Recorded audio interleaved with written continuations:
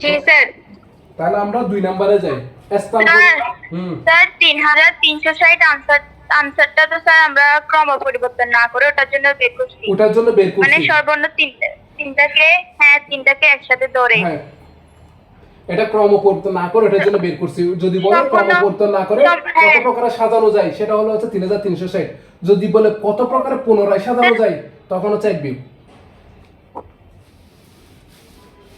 Clear? আচ্ছা sir, এখানে যদি বলে দিত ক্রম পরিবর্তন করে, তাহলে কি আবার মানে আগে যে নিয়মে করছিলাম ওভাবে করব? ক্রম পরিবর্তন করে, ক্রম পরিবর্তন যদি বলে প্রশ্ন ক্রম পরিবর্তন করা মানে তো ক্রম এমনি নর্মাল। পরিবর্তন। ক্রম পরিবর্তন করে বলা মানে আচ্ছা কি, ওরা তো এমনি নর্মালি যে আগে করছিলাম স্বরবর্ণগুলিকে ইয়া করে নর্মালি। হ্যাঁ, আর একটা ধরে তারপর আলাদা করে করবো, ওভাবে করবো না স্যার? ঠিক আছে। জি। এরপর আসি হচ্ছে স্থান পরিবর্তন না করে। কে স্থান পরিবর্তন করবে না? স্বরবর্ণগুলি কি করবে না? স্থান স্থান পরিবর্তন করবে না। স্থান পরিবর্তন করবে না, করবে না। তাহলে এখানে কি আছে? ডিরেক্টর শব্দটা লিখি। D DIRECTOR, director.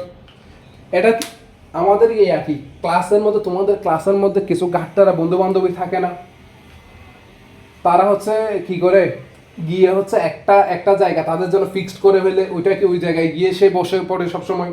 কেউ গেলেও কি তারে ধাক্কা দিয়ে সরাই দেয়, ঝগড়াঝাটি করে, এরকম কিছু আছে না? তাহলে মনে করলাম হচ্ছে এই সর্বর্ণ তিনটা হচ্ছে এই টাইপের। সর্বর্ণ তিনটা কি এই টাইপের। স্থান পরিবর্তন করবে না, স্থান পরিবর্তন করবে না সর্বর্ণ তিনটা। এখানে যে কয়টা আছে, এখানে কয়টা স্থান? একটা, দুইটা, তিনটা, চারটা, পাঁচটা, ছয়টা, সাতটা, আটটা, আটটা স্থান।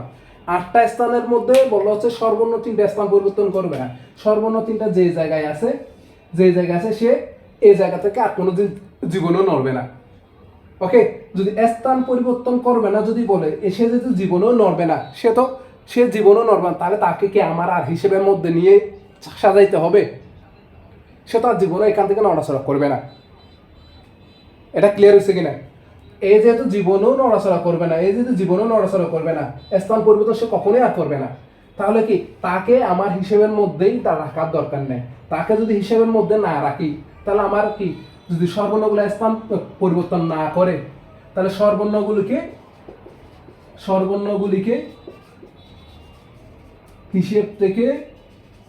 হিসেব থেকে বাদ দিয়ে দিতে হবে।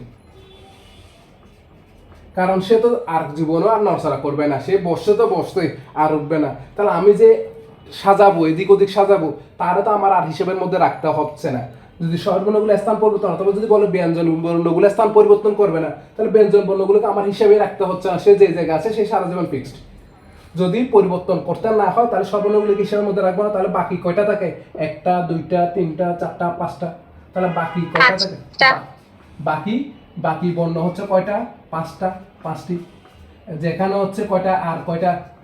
আর হচ্ছে দুইটা। স্বরবর্ণগুলো স্থান পরিবর্তন না করে সাজানোর উপায়, তাহলে ফ্যাক্টরিয়াল 5 ডিভাইড বাই এখানে আর দুইটা ফ্যাক্টরিয়াল 2, এটাই আনসার।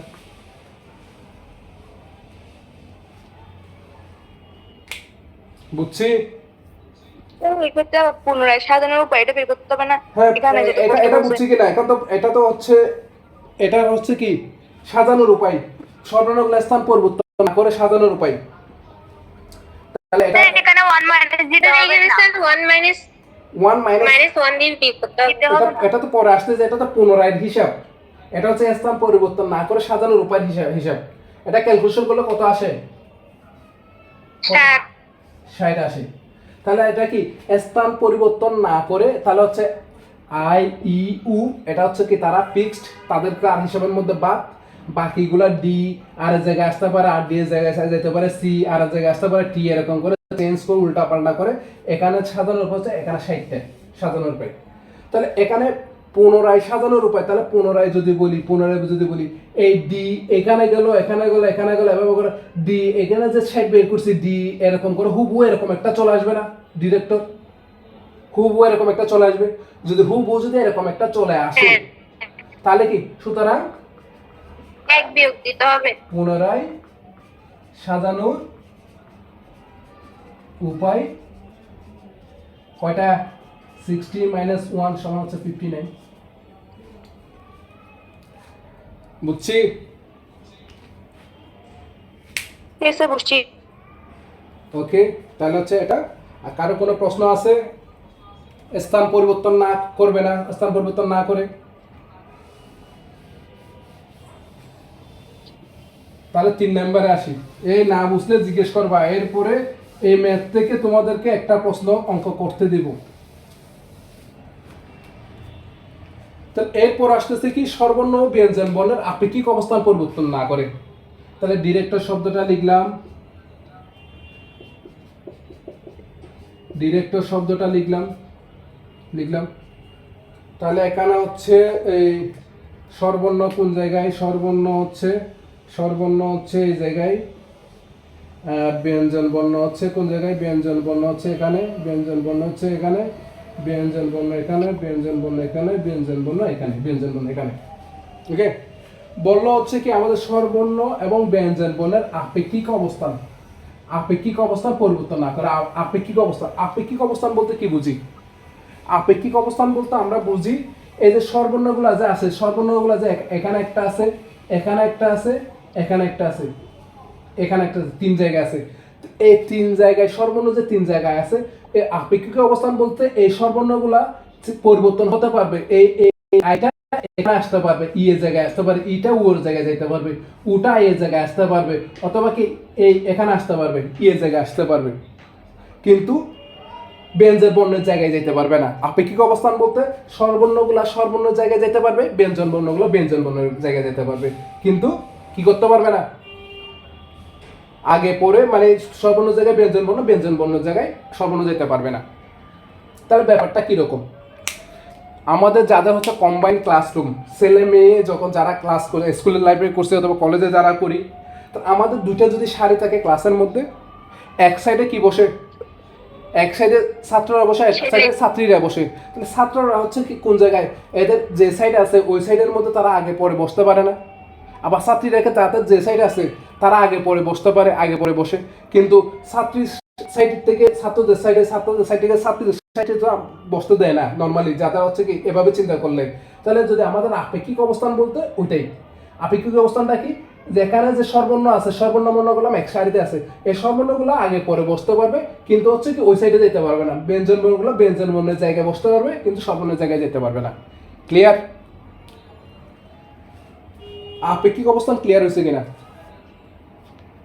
জি স্যার। তাহলে আপেক্ষিক অবস্থান যদি ক্লিয়ার হয়, তাহলে আমরা ম্যাথটা কিভাবে করব? তাহলে স্বরবর্ণ আছে কয়টা? একটা। স্বরবর্ণ একটা, দুইটা, তিনটা। স্বরবর্ণ তিনটা, তিনটি। নিজেদের মধ্যে সাজানোর উপায় কত? নিজেদের মধ্যে সাজানোর উপায় 6টি, 6 উপায়ে। তাহলে 6টা কিভাবে? ফ্যাক্টরিয়াল 3 সমান 6 পাই, এই তো পাই। আবার হচ্ছে ব্যঞ্জন বর্ণ কয়টা? ব্যঞ্জন বর্ণ কয়টা? 5টা। ব্যঞ্জন বর্ণ 5টি নিজের মধ্যে সাজানোর উপায় সমান হচ্ছে ফ্যাক্টরিয়াল 5 ডিভাইডেড বাই কত? 2 এখানে আছে 2, তাহলে হচ্ছে আর দুইটা, এখানে কি আর দুইটা, তাহলে ফ্যাক্টরিয়াল 2 সমান কত পাই আমরা? Factorial 5 divided 60। তাহলে স্বরবর্ণগুলো নিজের মধ্যে সাজছে 6 উপায়ে, ব্যঞ্জন বর্ণগুলো নিজের মধ্যে সাজছে 60 উপায়ে। এই যে স্বরবর্ণ এবং ব্যঞ্জন বর্ণ যে নিজেদের মধ্যে সাজাসাজি করছে, এদিক ওদিক গেছে, এটা কি টোটাল একটা শব্দের মধ্যে হয়েছে না? কাহিনীটা এই শব্দের মধ্যে ঘটছে না? তাহলে কি এই শব্দের মধ্যে যদি ঘটে, তাহলে কি হবে? মোট সাজানোর উপায়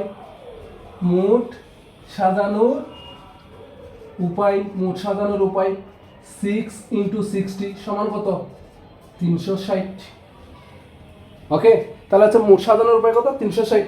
আবার বলছে আরেকটা জামাল আছে পুনরায় সাজানোর উপায়। তাহলে পুনরায় সাজানোর উপায় কত? পুনরায় সাজানোর উপায় 360 - 1 সমান হচ্ছে 359। বুঝছি। জি স্যার। কারো কোনো প্রশ্ন আছে কিনা বলো, এখন একটা অঙ্ক করতে দিব। এখন একটা অঙ্ক করতে দিবে, এই ম্যাথ থেকে দিব।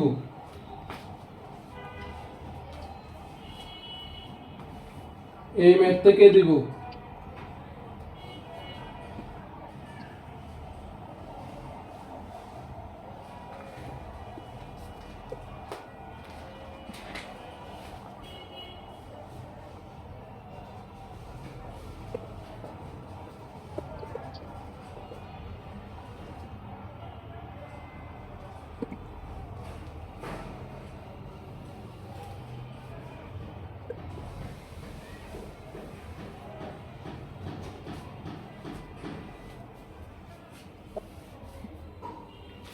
দেখি এই ম্যাথটা করো তো।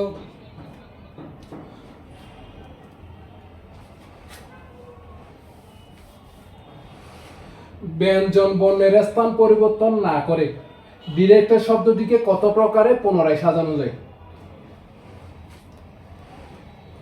ব্যঞ্জন বর্ণের স্থান পরিবর্তন না করে ডিরেক্টর শব্দটিকে কত প্রকারে সাজানো যায়? দেখি সবাই করো।